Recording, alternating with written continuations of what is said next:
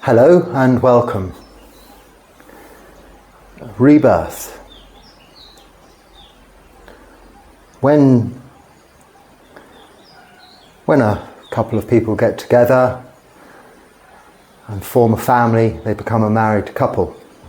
From two singles to that, in a way, within this lifetime, this is rebirth into a different condition of life. And then maybe children will come along and the family grows. And as the family grows, we expand in both our presence as people, but acquisitions, things we acquire, and need to move into larger homes and expand in this way, being again within this life reborn into different conditions. So what is rebirth? Well, it is desire, just that. We grow within the womb to the extent we require more space, and by nature's forces are evacuated from that safe, comfortable, fed environment into what we call in Pali, in the Buddhist tradition, samsara, this worldly existence, with all of its vicissitudes of life, its trials and turmoils, trials and tribulations, suffering. We are born from desire into suffering. Now that doesn't sound very positive, does it? But think with the house move, when you move from being a single person with a simple life into being a couple, to some extent you bring along with that some degree of additional suffering. You take on responsibility for another life, someone else. When you have children, you take on more responsibility for another life and more lives. And the additional work involved in growing this family. And this, you might say, is, well, that's nature, that's life, that is in our instinctual habits that have created humanity, and that is correct. But it is still, as a result, and created out of desire. From our first moment, because rebirth is just from one moment to the next to the next. Even when this physical body dies, you are not reborn in this personality with this physical body like a soul transferring. It is just another moment of transference, which I'll talk about a little bit later. But firstly, I should say that rebirth is often, especially in Western countries where I come from, even in Buddhism and in different Buddhist traditions, rebirth can be and is often excluded. Like, as I often mention, optional extras, like the understanding or the believing in Buddhist cosmology, devas, gods, hell realms, heavenly realms, all of these beautiful and wonderful stories, mythology, have to be believed in unless you have experienced them yourselves. And I very often myself steer my practice in itself and what I talk about away from the requirement of belief, but more to a level of gaining a depth of understanding of the truth and reality and concentrating on just that, because the rest that is to be believed will come along and prove itself in due course of its own accord. There's no need to go looking for it. What we have here and now within this moment is enough. It's enough to deal with within this lifetime if we want to become free from suffering in this lifetime.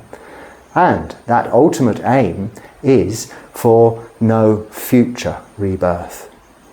Not annihilation in that sense, as in, well, having to believe there is nothing after death. No. But to believe that we can improve our opportunities in rebirth in future lives to have a better existence, a more comfortable existence, but more importantly, an existence more conducive to understanding the root causes of that desire, which continues our momentum of rebirth and that process of being born over and over again. So just summing up this life, we're born and we have the first desire, because we're cut off from food, nutrition, from safety, from warmth, protection.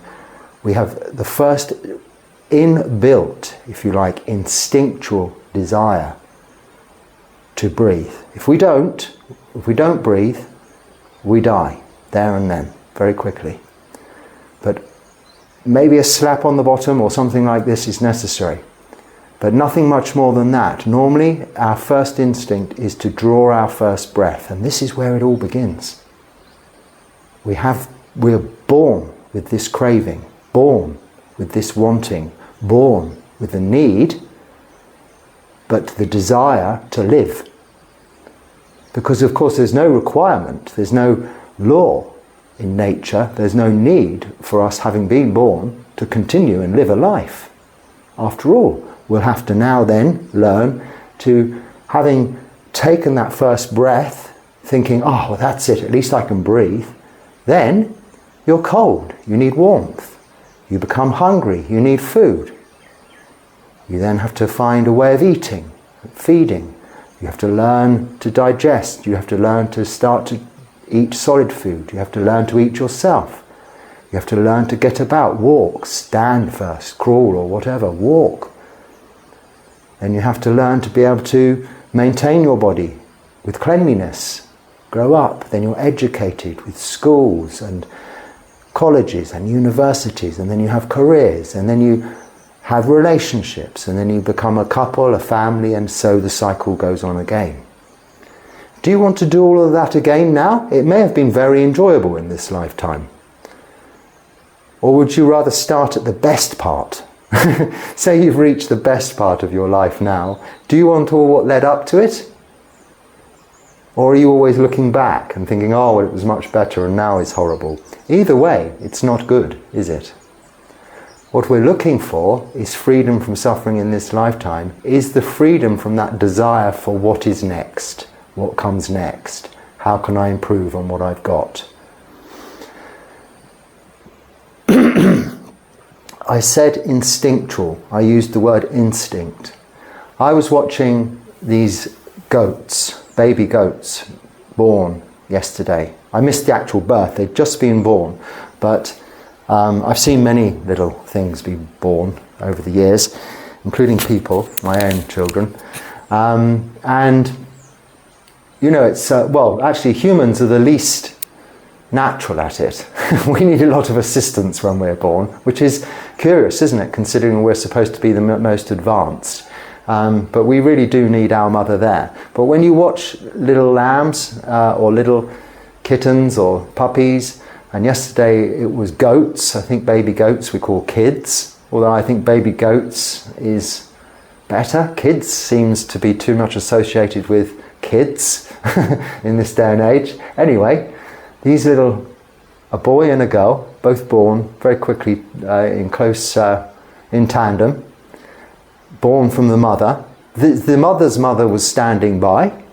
In this part of the world, I'm very happy to say these goats are only for the purposes of milk. They don't eat them here. Where I was last year in the rains season, they ate them. So I tried not to have too much to do with them, because you just see what's happening to them next.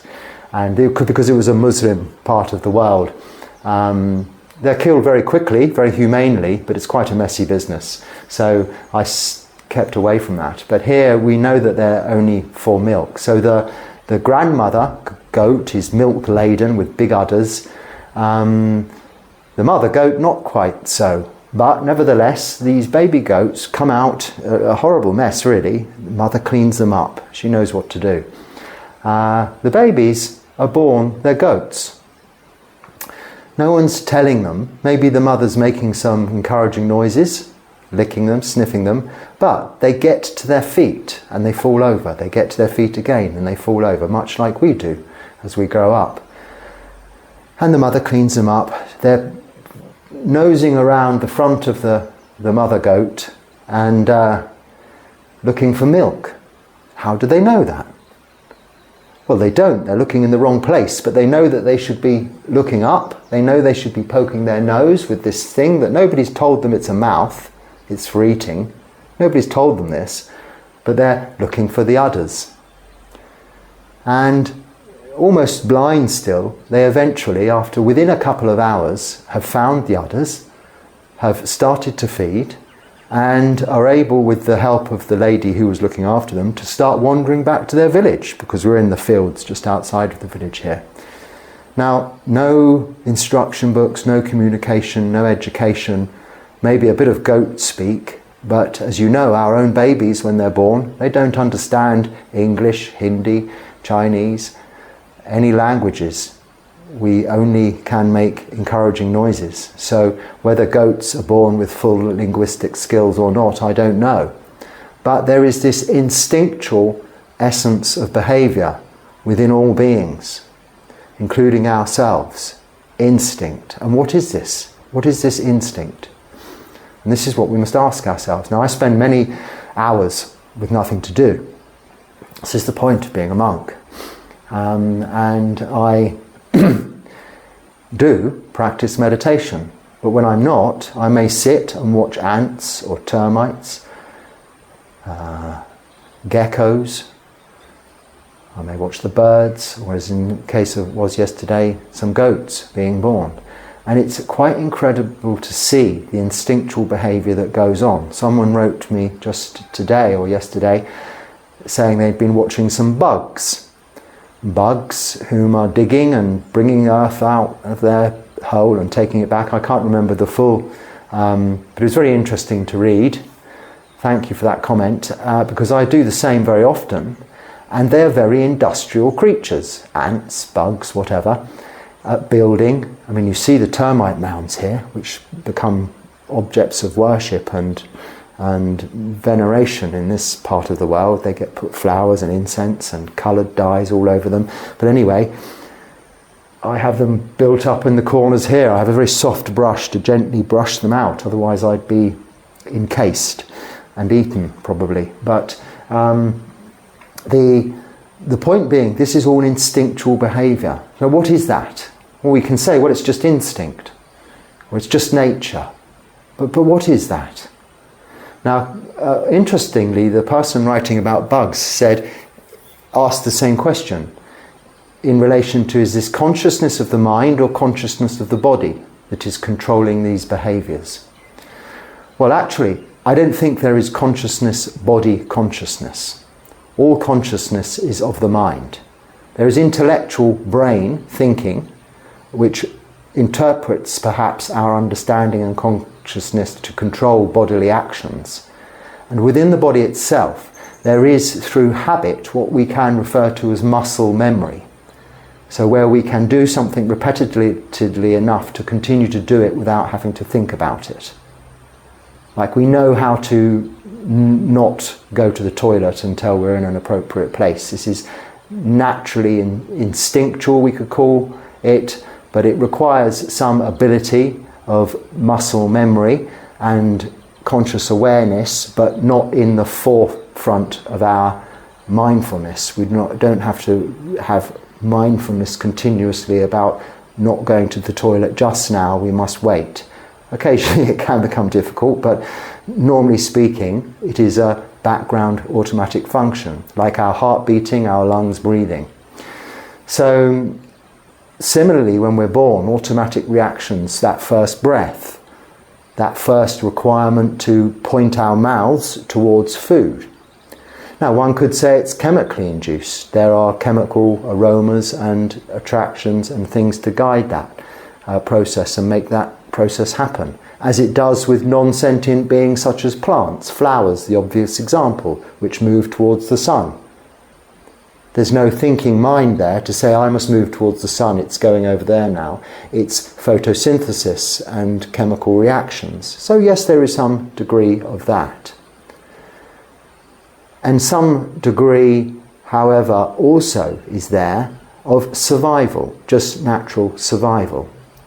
Can that be put down to chemical reactions, biological, physical? It's hard to work that one out, isn't it? I don't think it can.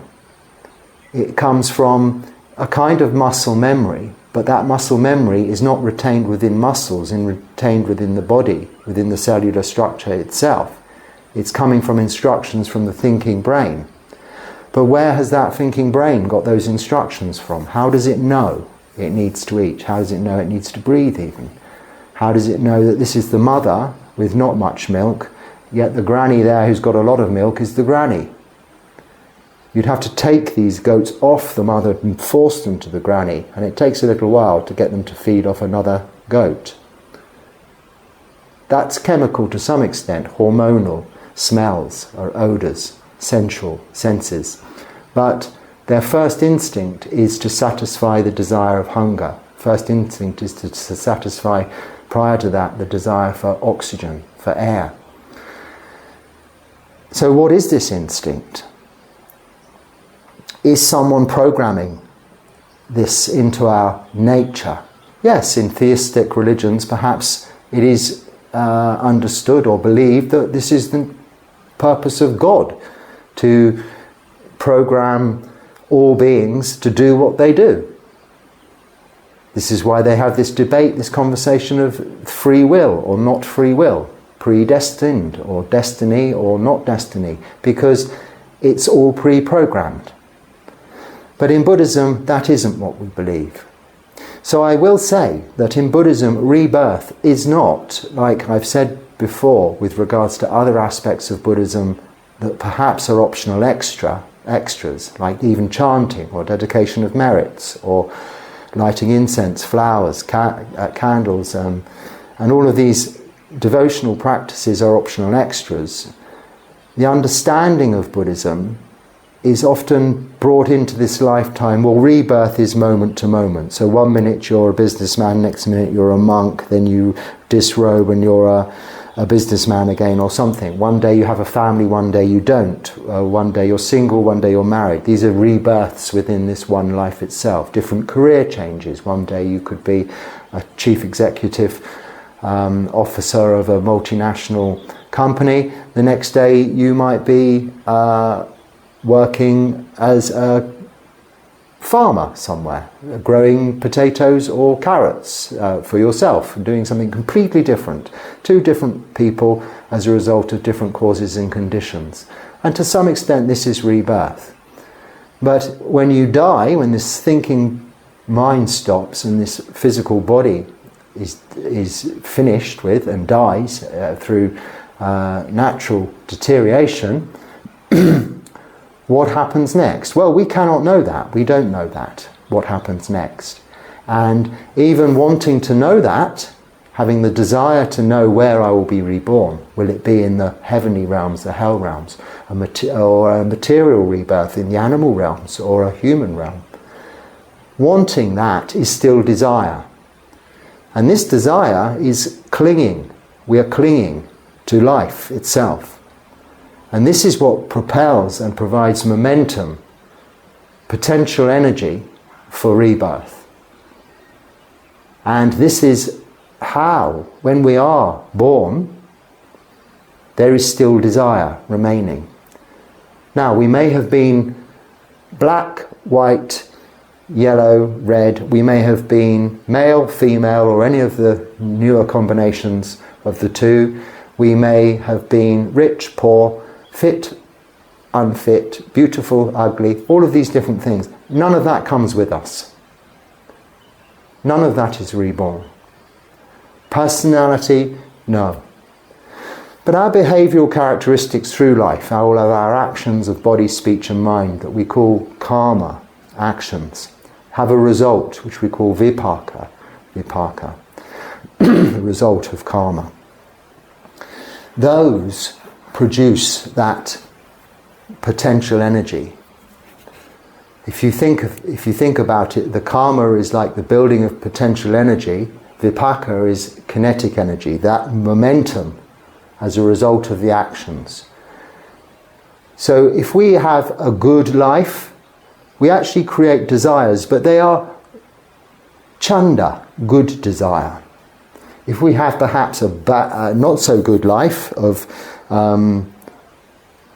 not such good actions of body, speech and mind, we create not such good desire or unwholesome desire, thirst, craving, wanting, and that we call tanha. So if we have a lot of tanha, we have a lot of negative desire, or unwholesome desire, I should say.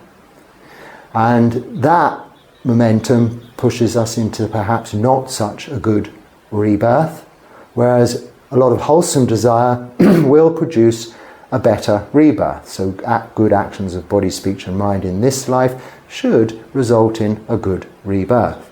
But our aim as Buddhists is not for rebirth. It's to stop this cycle of rebirth, of having to go through that whole process of birth. Even itself is something we cannot remember because our minds simply block it out as a very painful and difficult experience. Only at a much later time in our lives as humans can we remember anything.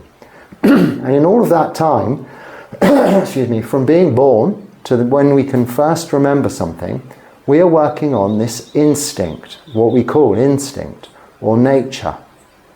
Of course, with the assistance, including with animals, of the mother to some extent, but less so with animals. When I was walking into the village following these goats, it was amazing how the mother would just walk off, really, keeping an eye back, but the goats were just managing themselves to walk, following her, of course, probably through scent, because they couldn't see much, but they'd already learnt to walk and knew that when she stopped they could feed a little bit, and if they made a bit of a noise she would turn around and come back. They'd learnt all this through instinct. But had they? Have they been programmed? Have they learned very quickly? Nobody's teaching them, nobody's teaching us. No, where this comes from is past experience. We already know how to survive, because survival is desire to live. Now, I'm not saying we're wanting to eradicate the desire to live. That's a nihilistic. We're not looking for that. We're looking for the desire to be free from suffering.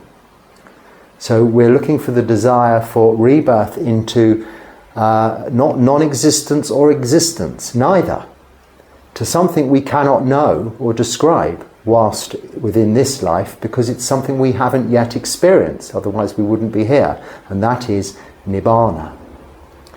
But parinibbana is of a permanent nature, that which we will not be then reborn into samsara from.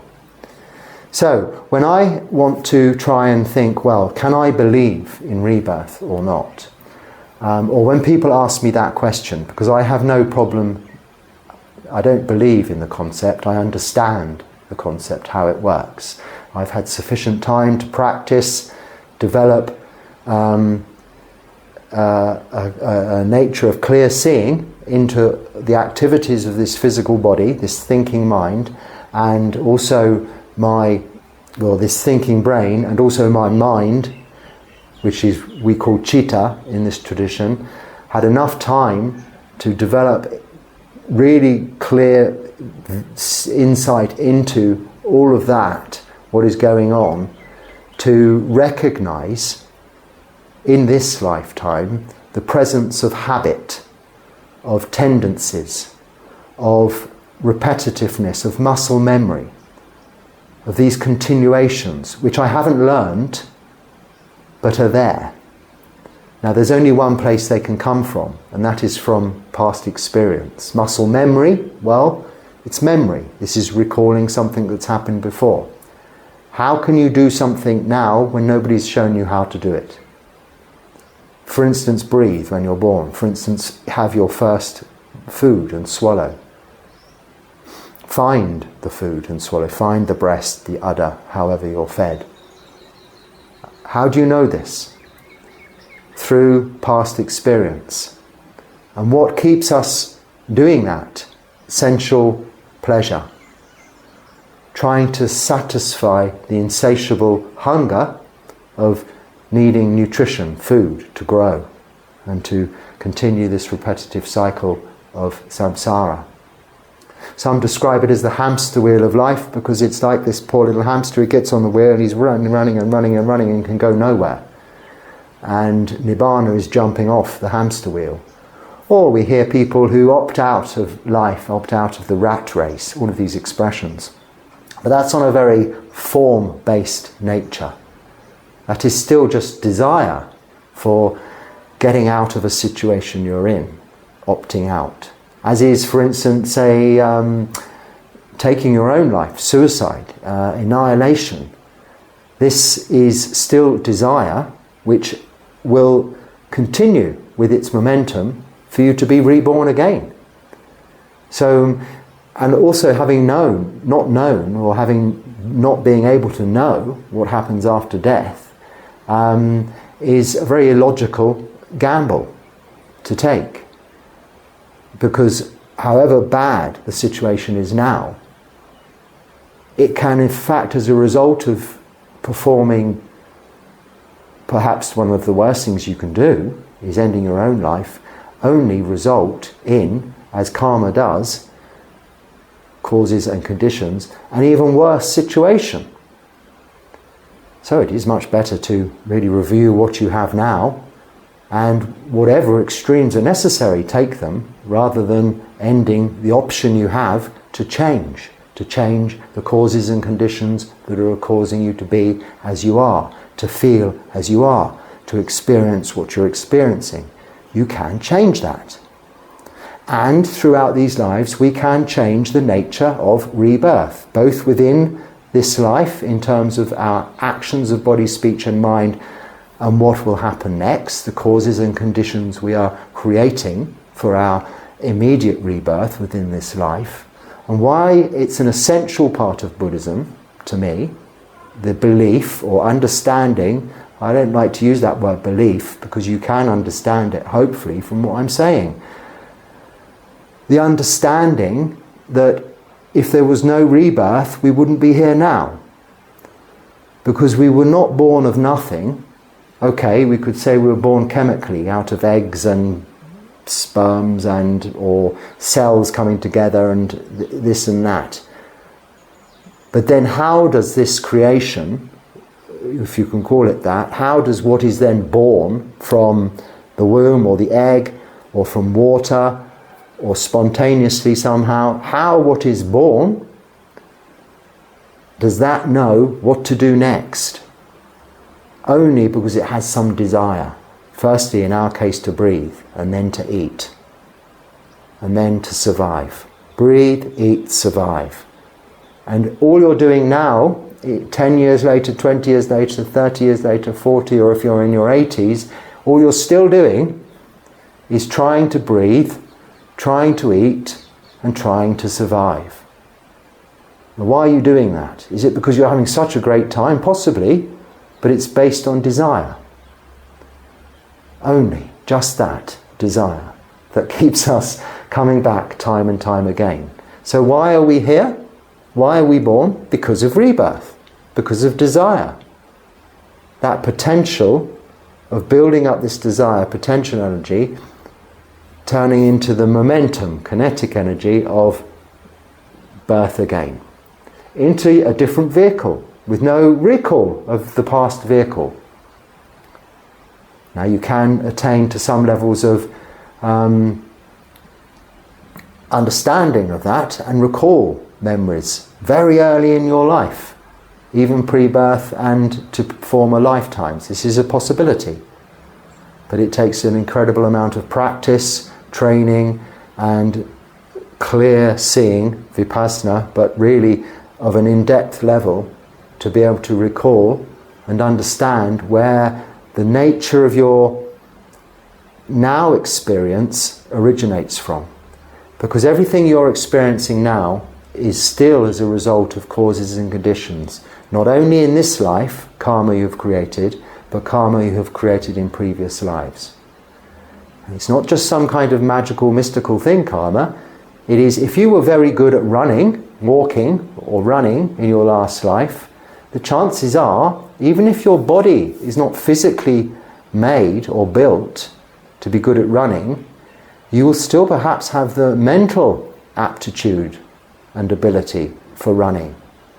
So this is why you see runners and athletes, not so much these days because they've been very finely tuned, but in older times when you looked at if you look at old sports videos and things, you'll see, say, runners, for instance, don't all look the same. They don't all have big, big legs and little upper bodies, which you'd think a good runner would have just big legs, and through evolution, Darwin's theory, we'd have just the people who would become runners would have all big legs. Now, of course, they do through training get bigger legs, but when they start out, they don't start that way. You go to the schools and look at the best runners. They're the little people or the big people. They don't have to have a physical association with the sport that they're good at. And you can associate that with any sports, or in fact any activities that we carry out in this human life. You don't look like what you do. Now, okay, you might eventually become a little bit more looking like what you do. If you spend your entire life as an accountant, you may almost look like you were born in a pinstripe suit with a briefcase and glasses. But, and in my country, the olden days, a bowler hat. But of course, underneath all of that, they're all very different, physically. But what's there is some kind of automatic tendency, muscle memory, from previous experience, from a previous life. So if you're very good now and your tendency is towards climbing trees, jumping around in the trees, and you're a very badly behaved sort of person, you can possibly guess you might be born as a monkey. If you're a good swimmer and you're badly behaved as a fish. But it could be that you were a very well-behaved fish in a previous life, and now you're born as a human, you're a very good swimmer. Now these are a bit silly examples, but I'm just pointing out that it's not the personality that's reborn, like a soul, as in that concept. It's not as simple as energy. It is purely as a result of the causes and conditions that which knows, the cheetah, is propelled into its next existence. But we don't have to be concerned with that. What we have to be concerned with is what we're doing right here, right now, in this moment, because that is what determines the next moment whilst we're still alive. We do not have to die to reap the rewards of this practice. If we want to be happy, we practice Sila, Samadhi, Panya now. And we will be happy next, as long as we're not worried or thinking about what next. This we should let go of. What next? Where next? How? Just let that go. Be with what is present in this moment. Whether it be good, whether it be not so good. This way, we can recall, we can recognize right now that what we're doing has to be the result of previous experience. Otherwise we wouldn't be doing it now. We'd be doing something different that would also be a result of previous experience. From the minute we're born, we breathe as a result of previous experience. Otherwise we wouldn't be able to do it. And then get hungry and eat as a result of previous experience. We wouldn't be able to do it. And this is how we can recognize in this lifetime rebirth.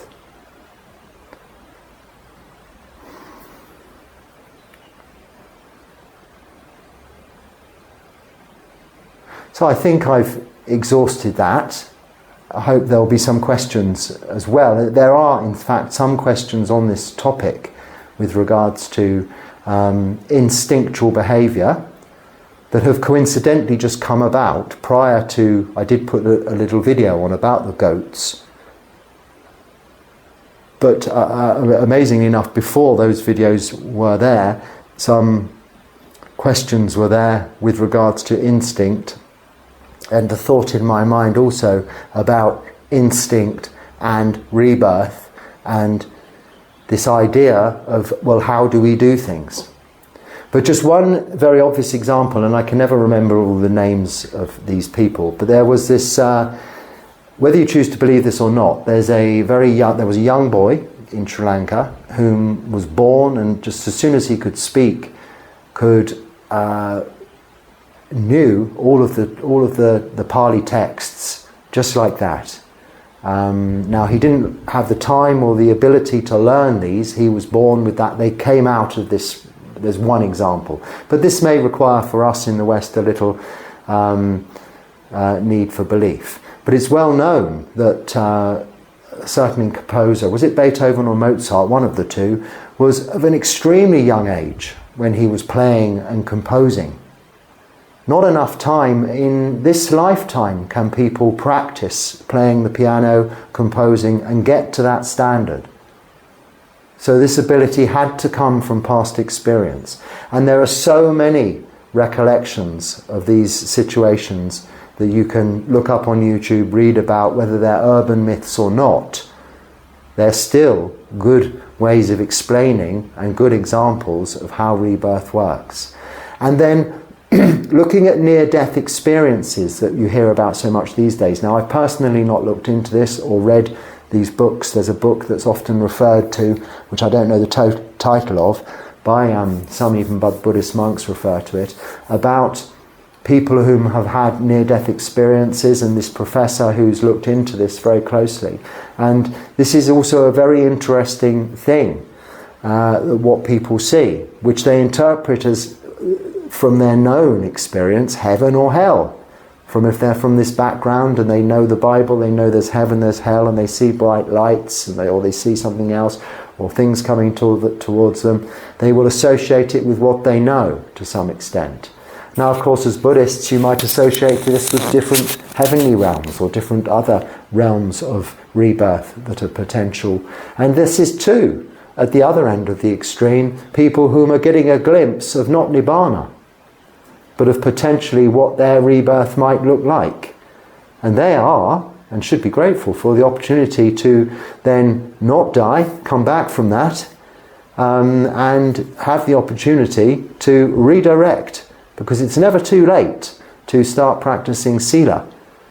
And even samadhi, even on your deathbed, you can experience it with mindfulness, each and every feeling, and observe the breath until it stops. And this way you can change that direction, change that momentum, and be born into a good rebirth, or parinibbana, free from future rebirth and suffering as a result of your practice in this lifetime. So may I wish you a good and enjoyable and happy and fruitful practice in that direction. Thank you for watching.